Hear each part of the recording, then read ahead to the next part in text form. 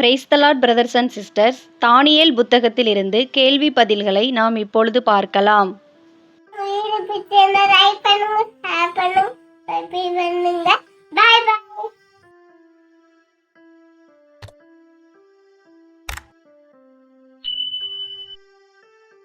தானியேல் 7ஆம் அதிகாரத்திலிருந்து மொத்தம் 70 கேள்வி பதில்கள் கொடுக்கப்பட்டுள்ளன. வாங்க பார்க்கலாம். கேள்வி எண் 1. பெல்ஷாத்சாரின் எத்தனாம் வருஷத்திலே தானியேல் ஒரு சொப்பனத்தை கண்டான்?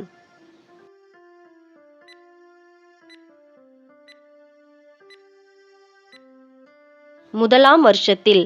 தானியேல் 7ஆம் அதிகாரம் 1ஆம் வசனம். கேள்வி எண் 2. தானியேல் ஒரு டேஸையும் தன் படுக்கையின் மேல் தன் தலையில் தோன்றின டேஸையும் கண்டான்.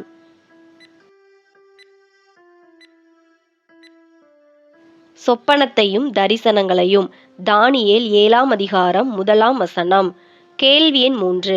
தானியேல் தான் கண்ட சொப்பனத்தை எழுதினான். சரியா தவறா என கூறுக.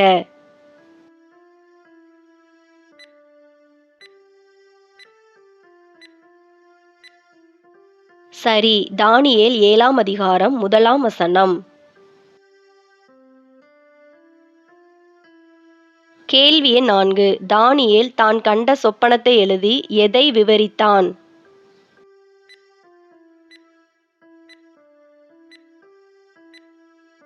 காரியங்களின் தொகையை விவரித்தான். தானியேல் 7ஆம் அதிகாரம் 1ஆம் வசனம்.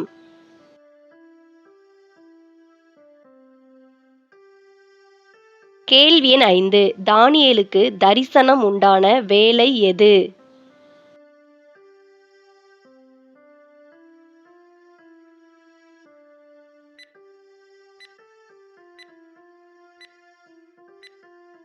ராத்திரி வேலை. தானியேல் 7ஆம் அதிகாரம் 2ஆம் வசனம். கேள்வி எண் 6. தானியேல் கண்ட சொப்பனத்தில் பெரிய சமுத்திரத்தின் மேல் அடித்தது எது?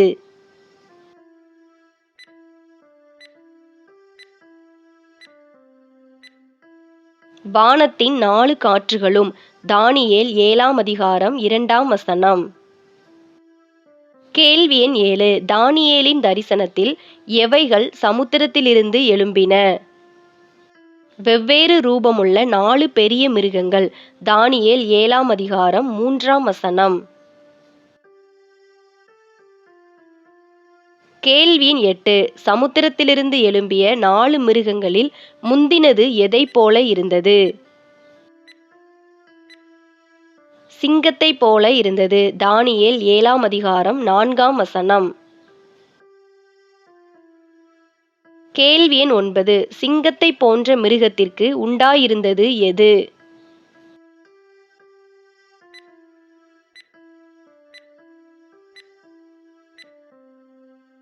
கழுகின் செட்டைகள்.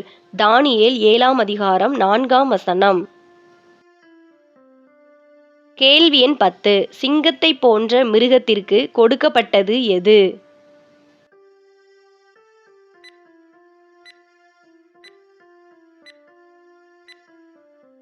மனுஷ இருதயம். தானியேல் 7ஆம் அதிகாரம் 4ஆம் வசனம்.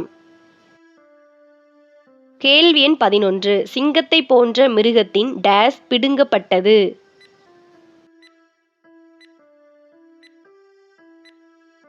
இறகுகள் பிடுங்கப்பட்டது. தானியேல் 7ஆம் அதிகாரம் 4ஆம் வசனம். கேள்வி எண் 12. மனுஷனைப் போல 2 காலின் மேல் நிமிர்ந்து நின்றது எது?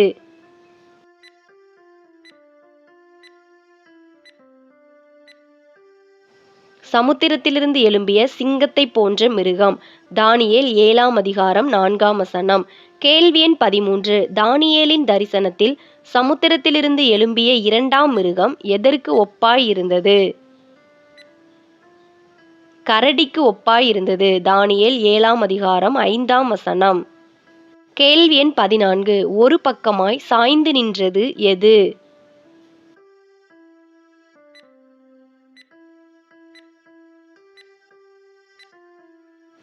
கரடிக்கு ஒப்பான மிருகம். தானியேல் 7ஆம் அதிகாரம் 5ஆம் வசனம்.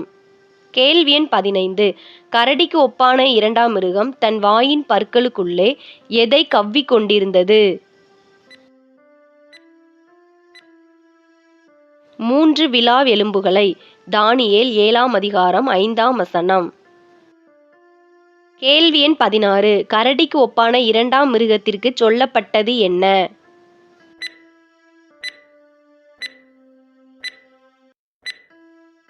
எலும்பி வெகு மாம்சம் தின் என்று சொல்லப்பட்டது. தானியேல் 7ஆம் அதிகாரம் 5ஆம் வசனம்.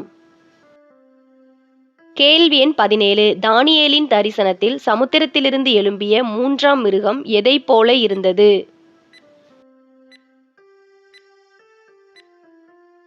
சிவிங்கியைப் போல இருந்தது. தானியேல் 7ஆம் அதிகாரம் 6ஆம் வசனம். கேள்வி எண் 18 எந்த மிருகத்திற்கு ஆளுகை அளிக்கப்பட்டது?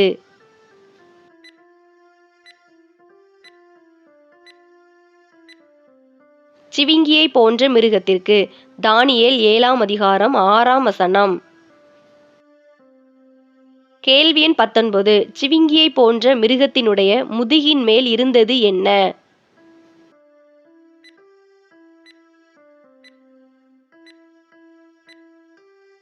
பட்சியின் செட்டைகள் 4. தானியேல் 7ஆம் அதிகாரம் 6ஆம் வசனம். கேள்வி எண் 20 சிவிங்கியை போன்ற மிருகத்திற்கு எத்தனை தலைகள் இருந்தது?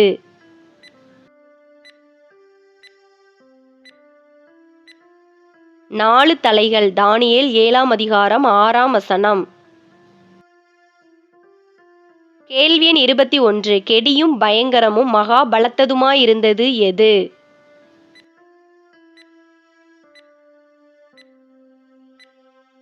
சமுத்திரத்திலிருந்து எழும்பின 4ஆம் மிருகம். தானியேல் 7ஆம் அதிகாரம் 7ஆம் வசனம். கேள்வி எண் 22 சமுத்திரத்திலிருந்து எழும்பின 4ஆம் மிருகத்திற்கு டேஸ் பற்கள் இருந்தது?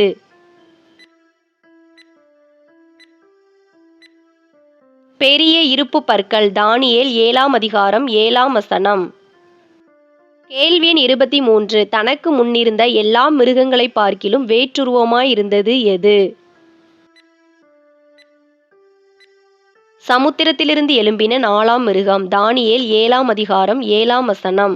கேள்வி எண் 24 சமுத்திரத்திலிருந்து எழும்பின 4ஆம் மிருகம் டேஸ் பட்சித்து டேஸ் தன் கால்களால் மிதித்து போட்டது? நொறுக்கி பட்சித்து மீதியானதை தன் கால்களால் மிதித்து போட்டது. தானியேல் 7ஆம் அதிகாரம் 7ஆம் வசனம். கேள்வி எண் 25 சமுத்திரத்திலிருந்து எழும்பின 4ஆம் மிருகத்துக்கு எத்தனை கொம்புகள் இருந்தது?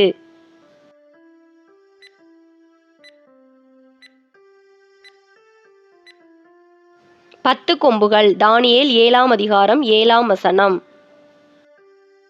இந்த வீடியோ உங்களுக்கு பயனுள்ளதாக இருந்ததுன்னா நம்ம சேனலை சப்ஸ்கிரைப் பண்ணாதவங்க மறக்காமல் சப்ஸ்கிரைப் பண்ணிக்கோங்க. அப்படியே பக்கத்தில் இருக்கிற பெல் பட்டனை கிளிக் பண்ணி ஆளுங்கிற பட்டனை கிளிக் பண்ணுங்கள்.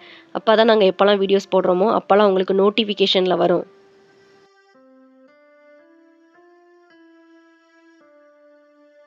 இந்த வீடியோ உங்களுக்கு பிடிச்சிருந்ததுன்னா லைக் பண்ணுங்கள், ஹைப் பண்ணுங்கள்.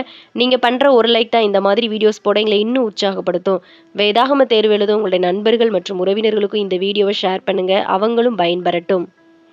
கேள்வி எண் 26 சமுத்திரத்திலிருந்து எழும்பின 4ஆம் மிருகத்தின் 10 கொம்புகளுக்கு இடையிலே எழும்பியது எது? வேறொரு சின்ன கொம்பு. தானியேல் 7ஆம் அதிகாரம் 8ஆம் வசனம். கேள்வி எண் 27 சமுத்திரத்திலிருந்து எழும்பின 4ஆம் மிருகத்தின் முந்தின கொம்புகளில் எத்தனை கொம்பு பிடுங்கப்பட்டது? 3 கொம்பு. தானியேல் 7ஆம் அதிகாரம் 8ஆம் வசனம். கேள்வி எண் 28 சமுத்திரத்திலிருந்து எழும்பின 4ஆம் மிருகத்தின் கொம்புகளில் எவைகள் இருந்தன?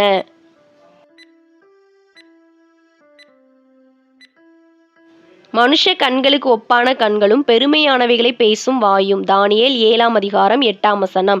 கேள்வி எண் 29 தானியேல் பார்த்து கொண்டிருக்கையில் டேஸ் வைக்கப்பட்டது?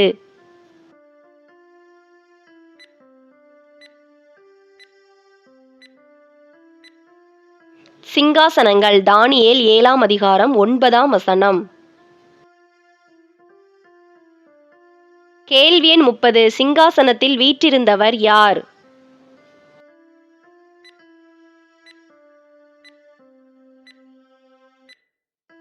நீண்ட ஆயுசுள்ளவர். தானியேல் 7ஆம் அதிகாரம் 9ஆம் வசனம்.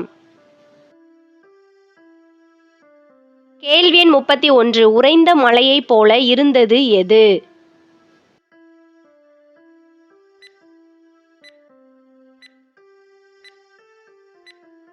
நீண்ட ஆயுசுள்ளவரின் வஸ்திரம். தானியேல் 7ஆம் அதிகாரம் 9ஆம் வசனம்.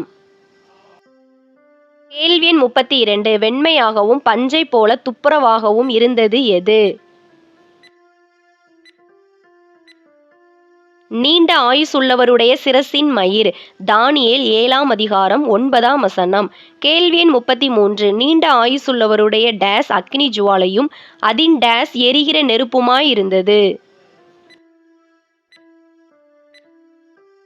சிங்காசனம் அக்கினி ஜுவாலையும் அதின் சக்கரங்கள் எரிகிற நெருப்புமாயிருந்தது. தானியேல் 7ஆம் அதிகாரம் 9ஆம் வசனம். கேள்வி எண் 34. நீண்ட ஆயுசுள்ளவருடைய சந்நிதியிலிருந்து புறப்பட்டு ஓடினது எது? அக்கினி நதி. தானியேல் 7ஆம் அதிகாரம் 10ஆம் வசனம். கேள்வி எண் 35. நீண்ட ஆயுசுள்ளவரை சேவித்தவர்கள் எத்தனை பேர்?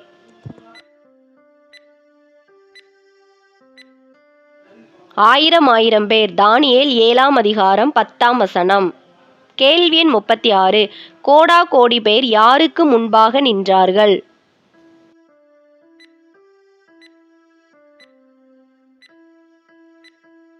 நீண்ட ஆயுசுள்ளவருக்கு முன்பாக. தானியேல் 7ஆம் அதிகாரம் 9 மற்றும் 10 வசனங்கள். கேள்வி எண் 37. டேஸ் உட்கார்ந்தது, டேஸ் திறக்கப்பட்டது.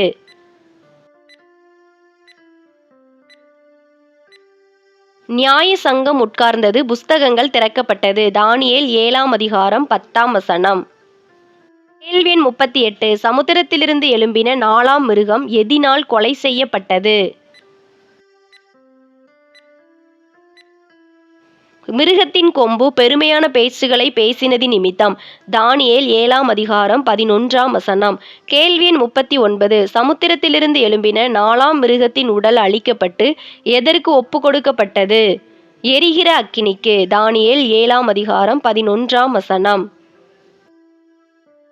கேள்வி எண் 40. எவைகள் உயிரோடே இருக்கும்படி கட்டளையிடப்பட்டது?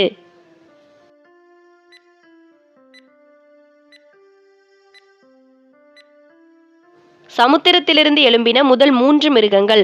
தானியேல் 7ஆம் அதிகாரம் 12ஆம் வசனம். கேள்வி 41. சமுத்திரத்திலிருந்து எழும்பின முதல் 3 மிருகங்களுக்கு டேஸும் டேஸும் ஆகுமட்டும் அவைகள் உயிரோடு இருக்கும்படி கட்டளையிடப்பட்டது. காலமும் சமயமும் ஆகுமட்டும். தானியேல் 7ஆம் அதிகாரம் 12ஆம் வசனம். கேள்வி 42. தானியேலின் தரிசனத்தில் வானத்து மேகங்களுடனே வந்தவர் யார்? மனுஷகுமாரனுடைய சாயலான ஒருவர். தானியேல் 7ஆம் அதிகாரம் 13ஆம் வசனம். கேள்வி 43. சமுத்திரத்திலிருந்து எழும்பின முதல் 3 மிருகங்களுடைய ஆளுகையோ அவைகளை விட்டு நீக்கப்பட்டது. சரியா தவறா என கூறுக. சரி. தானியேல் 7ஆம் அதிகாரம் 12ஆம் வசனம். கேள்வி 44. மனுஷகுமாரனுடைய சாயலான ஒருவர் யாருடைய சமீபத்தில் கொண்டு வரப்பட்டார்? நீண்ட ஆயுசுள்ளவர். தானியேல் 7ஆம் அதிகாரம் 13ஆம் வசனம். கேள்வி 45. சகல ஜனங்களும் ஜாதியாரும் பாஷைக்காரரும் மனுஷகுமாரனுடைய சாயலானவரை சேவிக்கும்படி அவருக்கு எவைகள் கொடுக்கப்பட்டது? கர்த்தத்துவம், மகிமை, ராஜரிகம். தானியேல் 7ஆம் அதிகாரம் 14ஆம் வசனம். கேள்வி 46. எது அழியாததாயிருக்கும்?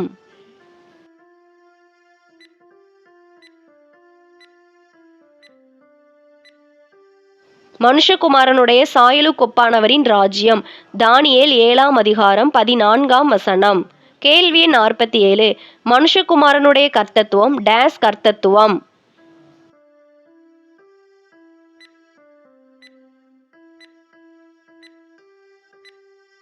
நீங்காத நித்திய கர்த்தத்துவம். தானியேல் 7ஆம் அதிகாரம் 14ஆம் வசனம். கேள்வி 48. தானியேலை கலங்க பண்ணியது எது?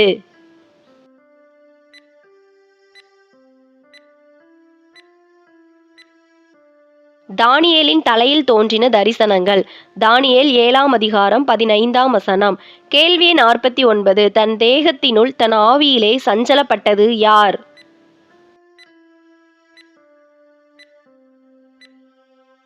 தானியேல். தானியேல் 7ஆம் அதிகாரம் 15ஆம் வசனம். கேள்வி 50. தரிசனத்தின் பொருளைச் சொல்லும்படி தானியேல் யாரிடத்தில் வேண்டிக் கொண்டான்?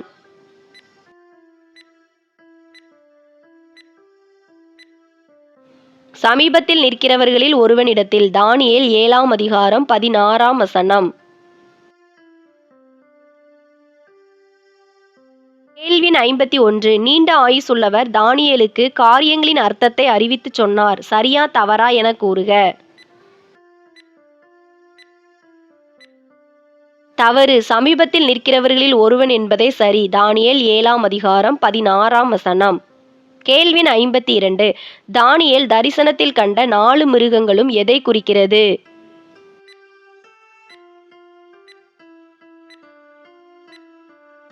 பூமியிலிருந்து எழும்புகிற 4 ராஜாக்களை குறிக்கிறது.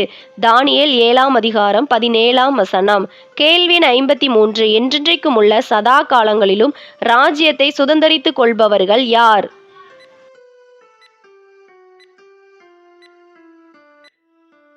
உன்னதமானவருடைய பரிசுத்தவான்கள். தானியேல் 7ஆம் அதிகாரம் 18ஆம் வசனம். கேள்வி 54. உன்னதமானவருடைய பரிசுத்தவான்கள் எதை பெற்றுக் கொள்வர்?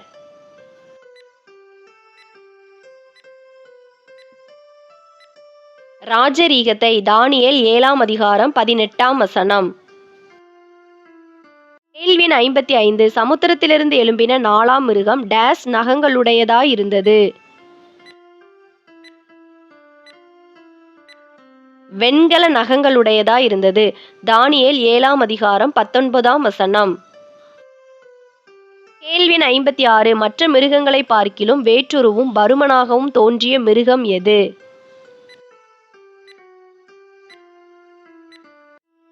நாலாம் மிருகம். தானியேல் 7ஆம் அதிகாரம் 19 மற்றும் 20 வசனங்கள். கேள்வி 57. உன்னதமானவருடைய பரிசுத்தவான்களுக்கு கொடுக்கப்படுவது எது?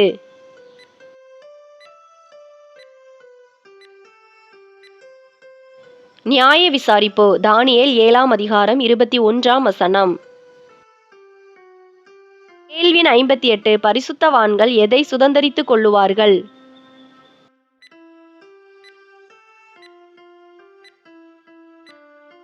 ராஜ்யத்தை. தானியேல் 7ஆம் அதிகாரம் 21ஆம் வசனம். கேள்வி 59. பரிசுத்தவான்களோட யுத்தம் பண்ணி அவர்களை மேற்கொண்டது எது?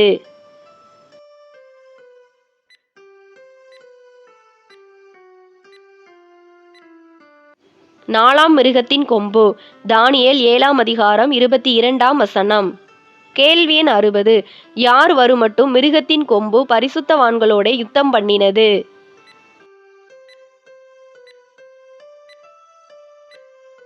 நீண்ட ஆயுசுள்ளவர் வருமட்டும். தானியேல் 7ஆம் அதிகாரம் 21 மற்றும் 22 வசனங்கள். கேள்வி 61. நாலாம் மிருகம் டேஸிலே உண்டாகும் டேஸ் ராஜ்யமாம்.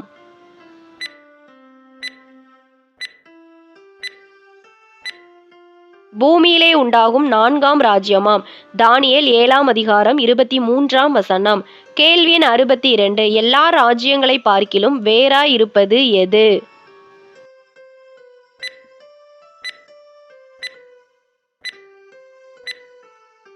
நாலாம் ராஜ்யம். தானியேல் 7ஆம் அதிகாரம் 23ஆம் வசனம். கேள்வி 63. நாலாம் ராஜ்யம் எதை பற்றித்து மிதித்து நொறுக்கி போடும்?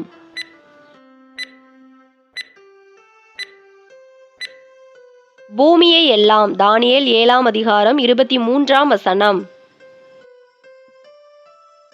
கேள்வி 64. நாலாம் மிருகத்தின் தலை மேலுள்ள 10 கொம்புகள் எதை குறிக்கிறது?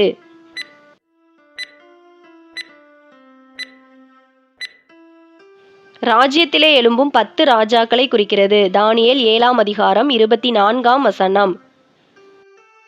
கேள்வி 65. 10 ராஜாக்களுக்கு பின் எழும்புபவன் எத்தனை ராஜாக்களை தாழ்த்தி போடுவான்? மூன்று ராஜாக்களை. தானியேல் 7ஆம் அதிகாரம் 24ஆம் வசனம். கேள்வி எண் 66. உன்னதமானவருக்கு விரோதமாக வார்த்தைகளை பேசுபவன் யார்?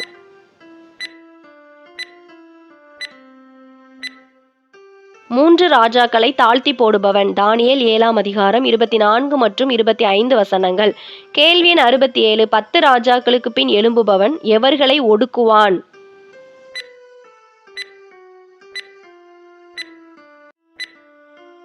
உன்னதமானவருடைய பரிசுத்தவான்களை. தானியேல் 7ஆம் அதிகாரம் 25ஆம் வசனம். கேள்வி எண் 68. முந்தினவர்களை பார்க்கிலும் வேறாய் இருக்கும் ராஜா எவைகளை மாற்ற நினைப்பான்?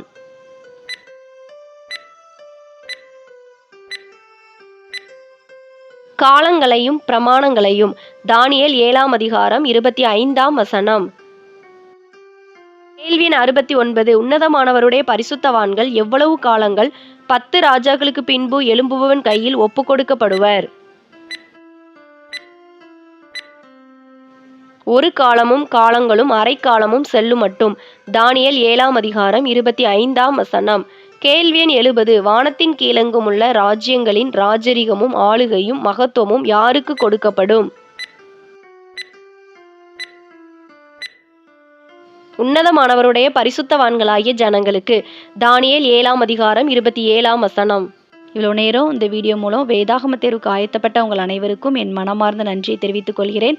வேதாகம தேர்வில் வெற்றி பெற என் மனம் நிறைந்த வாழ்த்துக்கள். நம்ம சேனலை சப்ஸ்கிரைப் பண்ணாதவங்க மறக்காமல் சப்ஸ்கிரைப் பண்ணிக்கோங்க. அப்படியே பக்கத்தில் இருக்கிற பெல் பட்டனை கிளிக் பண்ணி ஆளுங்கிற பட்டனை கிளிக் பண்ணுங்கள். அப்போ தான் நாங்கள் எப்போல்லாம் வீடியோஸ் போடுறோமோ அப்போல்லாம் உங்களுக்கு நோட்டிஃபிகேஷனில் வரும். இந்த வீடியோ உங்களுக்கு பிடிச்சிருந்ததுன்னா லைக் பண்ணுங்கள், ஹைப் பண்ணுங்கள். வேதாகம தேர்வு எழுத உங்களுடைய நண்பர்கள் மற்றும் உறவினர்களுக்கும் இந்த வீடியோவை ஷேர் பண்ணுங்கள். நீங்கள் பண்ணுற ஒரு லைக் தான் இந்த மாதிரி வீடியோஸ் போடங்களை இன்னும் உற்சாகப்படுத்தும். கர்த்தர் தாமே உங்கள் அனைவரையும் ஆசீர்வதித்து காப்பாராக. ஆமேன். God bless you.